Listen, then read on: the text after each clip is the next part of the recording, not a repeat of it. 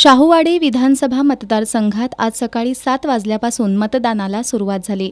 प्रशासनाने तालुक्यातील प्रत्येक मतदान केंद्रावर मतदारांसाठी सर्व सोयी सुविधा ठेवण्यात आल्या होत्या। हातकणंगले लोकसभेचे महाविकास आघाडीचे उमेदवार सत्यजित पाटील सरुडकर यांनी शाहूवाडी तालुक्यातील सरुड इथल्या केंद्रीय प्राथमिक शाळेत मतदानाचा हक्क बजावला। लोकशाही बळकट करण्यासाठी मतदान प्रक्रियेत पुरुषांच्या बरोबरच महिलांचाही सहभाग वाढवण्यासाठी शाहूवाडी विधानसभा मतदारसंघातील कोडोली इथल्या जुदे कोडोली हायस्कूल केंद्रात पिंक मतदान केंद्र हा उपक्रम राबवण्यात आला होता। या मतदान केंद्रावर संपूर्ण महिला अधिकारी आणि कर्मचाऱ्यांची नियुक्ती करण्यात आली होती। त्यांनी पिंक रंगाचे फेटे आणि साडी परिधान केली होती। या केंद्रावर एकूण 978 मतदार होते। महिला मतदारांचा सहभाग वाढावा या उद्देशाने हा उपक्रम राबवल्याचं मंडलाधिकारी अभिजित पवार यांनी सांगितलं। कसबा कोडोली येथील 209 केंद्रामध्ये शासनाच्या उपक्रमानुसार पिंक पोलिंग स्टेशन हा उपक्रम राबवण्यात आला। यामध्ये संपूर्ण पोलिंग स्टेशन हे महिला अधिकारी कर्मचाऱ्यांनी कंडक्ट केलेलं आहे। यामध्ये महिलांच्यामध्ये निवडणुकी कामे मतदानासाठी जनजागृती होणे हाच एकमेव उद्देश आहे।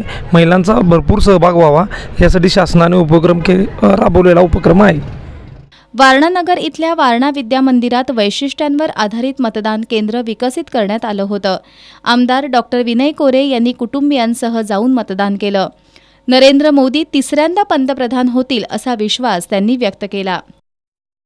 राष्ट्रात कोणाचा विचार सत्तेवर आला तर काय चांगलं वाईट घडू शकेल आणि हा जो काही विचार आहे आणि हा जो काही कौल आहे हा 99% मोदींच्या बाजूने आहे। म्हणजे त्याला मागच्या 10 वर्षातलं काम आणि एक देश हा जागतिक पातळीवर ज्या प्रतिष्ठेच्या एका नव्या पटलावर जाऊन पोचल्याचा आनंद कळणाऱ्या लोकांना त्यात दिसतोय। अर्थव्यवस्था 10व्या क्रमांकावरून 5व्या क्रमांकावर आल्याचं जे चित्र आपण अनुभवतोय आणि मग कोरोना महामारीपासून एकही आतंकवादी हल्ला न होणं, एक साधा बॉम्बस्फोट न होणं, इथपर्यंत जे काही यश एक शत्रू राष्ट्रांच्या समोर एक जरब तयार करण्याच्या अनुषंगाने जे आपण करू शकलोय त्याच्याबद्दलच्या भावना ह्या मतदानाच्या माध्यमातून उमटतील असं मला स्वतःला वाटते।